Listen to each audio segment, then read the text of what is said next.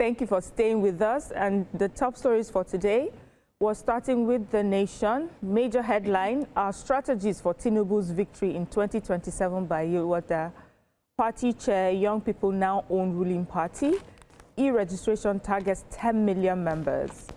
Hussaini's UK house, Ozekome's arraignment fixed for Monday. Charge amended to 8 counts. NIS provides more forgery evidence. Full operations ongoing to rescue Kajuru 177, says Sani. 25.8 billion naira lost to bank fraud last year. Obasanjo government inflated Mambila project cost by 11 billion naira, says witness. Foreign lenders sue FBN trustees, Sulu Gambari, over alleged illegal creation of security in Nekand Nest Oil case. At the top strip, we've got FCCPC goes after violators of digital lending rules, and 3 make CAF 11. And at the bottom strip, we've got court orders INEC to recognize Ninadi Usman-led caretaker as LP National Executive. What do we have in The Nation? Okay, I'll start with the major headlines. So President Bola Ahmed Tinubu is firmly positioned to secure a second term in office. All Progressive Congress APC National Chairman Professor Nentawe Yilwatda. Yilwatda, okay, thank you, declared yesterday, and outlining strategies he believes would give the president an edge in the next election. Yilwatda cited growing youth support, policy delivery, party expansion, and data-driven mobilization. He spoke in Abuja on Tuesday night at the APC Northwest Youth Mobilization Meet and Greet program, convened by the Minister of State for Works, Bello Goronyo, who hails from Sokoto State. Party leaders were at the event, and they said that contrary to opposition narratives, tangible policy gains are restoring public confidence in the ability of the Tinubu administration to reposition the country from decades of decline towards growth and stability. Went ahead to mention all of the achievements this particular administration has gotten so far, and on that they are also relying on youths to push the positive narrative forward so that he can have a return. Okay. So to a more serious matter, the ICPC has said that they would arraign the senior advocate of Nigeria, Chief Mike Ozekome, on Monday on felony and forgery. And ordinarily, the ICPC only, I don't know, I think I need clarity on that law. Okay. So I'm not going to say it as authority, but in The Nation, it says that the ICPC ordinarily can only prosecute public office holders. ICPC is responding saying that yes, the SAN had said he had confirmed that he had this issue and interacted with the EFCC on this subject matter.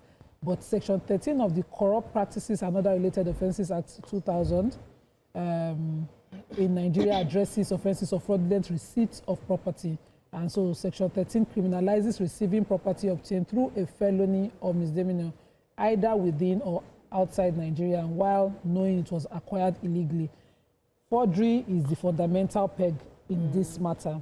And so because Michael Zekome had come out to insist that, the illegal property, which was supposed to be a proceed of corruption that was traced to the UK belonging to the late General Jeremiah Hussaini, which he claims was a settlement in an election petition, was given to him, is, it comes under their jurisdiction to prosecute him, and that they will do that, and they have the backing of the law. So I would like to see, it's interesting. I want to see where the matter is going. Okay, so I took that the Obasanjo government inflated the Mambila project by 11 billion. That's from a witness. Narrated to the court yesterday how the former president ordered the additional costs to be added to the Mambila project. The Assistant Commissioner of Police, ACP, Umar Hussein Babangida, was giving the evidence at the trial of the former Power and Steel Minister, Dr. Agunloye.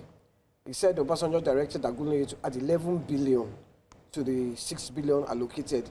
According to them, the former president wanted the project to he was very intent on having the project completed. He said the Agunloye is being prosecuted with a 7-count charge bordering on disobeying presidential directive, conspiracy, forgery, and receiving gratification before and receiving gratification. He was accused with about 7, and others not 7, with Leno Adesonya, chairman of the chief executive executive officer of Sunrise Power and Transmission Company. Anyway, they had a meeting. Obasanjo was, I told Agunloye to add 11 billion. He mentioned it at the NEC meeting the next day, but he didn't give them direct details of what he had asked them to do. So, yeah. All right, let's go on a short break. When we come back, we'll continue with the newspapers. Stay with us. We'll be right back. Thank you for staying with us. We're still looking at the papers, and the Daily Sun is next. Major headline: kidnappers contact victims' families. All slips below Nigeria's budget line as oversupply fears rattle markets. Awujale stool: Ogun government halts selection process over petitions and security reports. AU Afrima hail Lagos for hosting artists from 48 African countries. EFCC hands over 1.28 billion naira recovered from Sujimoto to Enugu government. And at the top, we have 183 billion naira Labour Ministry budget raises red flags as agency fund roads, stadia, palace. What do we have in the Sun? So I have Sujimoto in the Sun, and the EFCC are happily informing Nigerians that they've been able to return 1.2 billion back to the Enugu state government as proceeds of corruption that they recovered in the Sujimoto, following the Sujimoto petition by the Enugu state government. And they said that that does not mean the end of this investigation. They will continue to act professionally, and if they find any kobo unaccounted for, they will continue to trace it and recover it. But I was hoping that, there will be a statement of either prosecution, but this shows as if this was a most likely settlement. Yes, and so return the money, we will not prosecute. Yes, we will not prosecute you. So they were able to recover that amount. They've handed it over. But is this a full amount? I'm trying to remember the cost itself. I can't remember how much he collected. I remember. Imagine all the platform, even the most credible one. I don't want to give them free advert. Did not take us back to what happened. Yeah. They just reported the story and left it hanging. So I hope this is sufficient enough to calm the nerves in Enugu State. Yeah. So I have the major headline, though the story is a bit different. The Christian Association of Nigeria, CAN, registered its discontent with the Nigerian Police Force, the NPF, over the way it handled the communication aspect of last weekend's abduction of over 170 worshippers in Kaduna Church.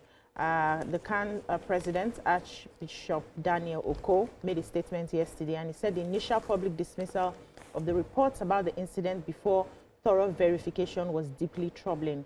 He said it generated confusion, heightened fear, and unfairly questioned the credibility of nearly 170 worshippers, their families, clergy, and eyewitnesses who raised the alarm. He says, in situation of this gravity, public communication must not appear dismissive of the suffering or fears of the affected citizens. Nevertheless, they went ahead to review the press statement issued by the police confirming the abduction incident in Kurumin-Wali community in Kajuru local government area of Kaduna State, and recognized the verifying security incident, especially in remote communities. He says this can be challenging, but the challenges do not mean that we have to start excusing the lapses in how sensitive matters are communicated to the public, particularly when reports involve mass abduction and threats to human life. So the police needs to go ahead and prevent such issues from happening. And even when it happens, there's a way they should communicate to the public, that shows that they are in pain as well as the people that is affected. Okay, what could you have? Yeah, the Ogun State government has ordered the immediate suspension of the ongoing process, the selection process of the new Awujale of Ijebu land. They say they are citing concerns surrounding security concerns concerning the exercise.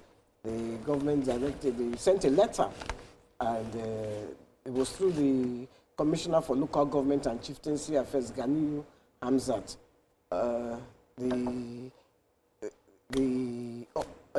they also sent, the DSS also sent a letter to the nominees to report to the DSS in the DSS office in Ijebu-Ode.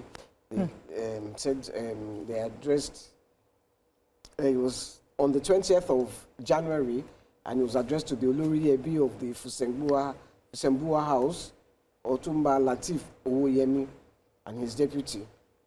They said they should present to the DSS headquarters, and they apologize for any inconvenience, but all of them come and report. You see, it is government.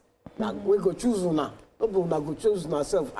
Is that not what they are trying to do? It's really sad tell how us? Remember we talked about this thing how this has degenerated, honestly. Last week, because I haven't really heard that they're fighting. In fact, the papers the other day, I saw the headline saying they are almost there. They're almost at the, Yes, I thought they were done. you know, so now they have stopped it. Stop. All of you report At the DSS. to the DSS. What do you concern DSS with the selection of? Must be a serious How the matter. thing started. Let's move on to the Government next. magic. The next paper is Nigerian Tribune. Major headline: Kaduna governor pledges rescue of victims. Atiku Obi knock government. No arms ammunition found in my residence, according to Malami. EU allocates 557 million euros to Nigeria. Others in 2026 humanitarian budget. Court orders INEC to recognize Nenadi-led EXCO of Labour Party, sacks Abure as party chairman. Troops discover terrorist mass grave in Borno.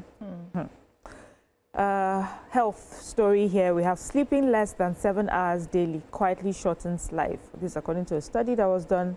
At the bottom strip, we have AU Afrima hails Sanwo-Olu, Lagos sponsors after 9th edition. At the top, we have paternity dispute, how I got to know about my son's alleged daughter, according to Davido's father. Says several DNA tests returned negative. And finally, Awujale's stool.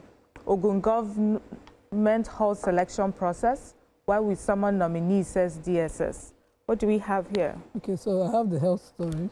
Researchers from the new Oregon Health and Science University indicated that they indicated in their journal Sleep Advances that getting regularly, consistently 7 to 9 hours of sleep at night can help to support long-term health, and getting less than that can cut years off a person's life. And they carried on this research into how sufficient sleep for at least 7 hours a night will align with recommendations from the American Academy for Sleep Medicine and Sleep Research Society. And where are those motivational speakers who tell us that if you sleep too much, you sleep half of your lifetime? That's why you are not Dangote. They were joking. I was very interested in that story because I can't sleep 7 hours. How many hours? Anymore. I don't know how many hours I sleep, but once it's light like this, I must You're wake up. Okay, any other stories in the papers? Let me take that. Okay, I have one, which is no arms or ammunition found in my residence. This according to Malami. I think about last week we had heard that his residence had been searched, and it was alleged that it was reported that some arms and ammunition were found in his home. But they say the former Attorney General of the Federation and Minister of Justice, Abubakar Malami, has rejected claims that any cache of arms or ammunition was discovered in any residence linked to him. He made this statement through his Special Assistant on Media, and that's Mohammed Bello Doka. He says no such discovery has been formally communicated to his family or legal representatives. He decried the persistent media trial and circulation of unverified claims being presented as facts in recent reports concerning his person. They says, however, he said that no arms or ammunition found in Malami's residence, no terror financing, the media must stop. This is according to the AG. And says, however, a section of media continue to portray allegations, investigations, and speculation as proof of guilt in clear violation of the presumption of innocence due process guaranteed by the Constitution. So the DSS have him, so they should quickly arraign him, so we'll know whether it's media prosecution. Yeah. So we'll see. We'll see how this plays out. Any other story in the Tribune? Okay, let's quickly go to our last paper for this morning. Vanguard, major headline: Rescue victims now. ACF, CAN, SOKPU, ECWA, others tell federal government. Why we suspended Awujale's election process. AU Afrima hails Sanwo-Olu over 9th edition. 5 soldiers killed, many injured in Borno Boko Haram suicide attack. Bandits always renege on peace deal, says Atiku. Court sacks Abure, orders INEC to recognize Nenadi-led LP. Federal government to scrap HND dichotomy, empower polytechnics to award degrees. Davido's dad breaks silence amid son's paternity saga. And finally, losses to fraud in banks decline. CBN intensifies measures.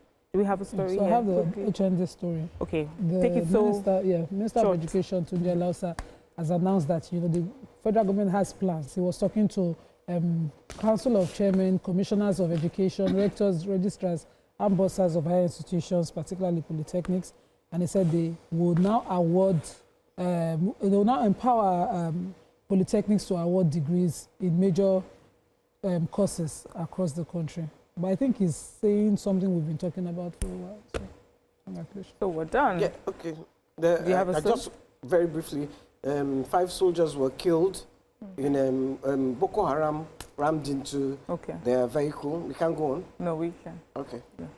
Sorry, we've run out of time, and that's all we can take on the papers for today. Let's go on a short break. When we return, we move to our special feature of the day. Stay with us, we'll be right back.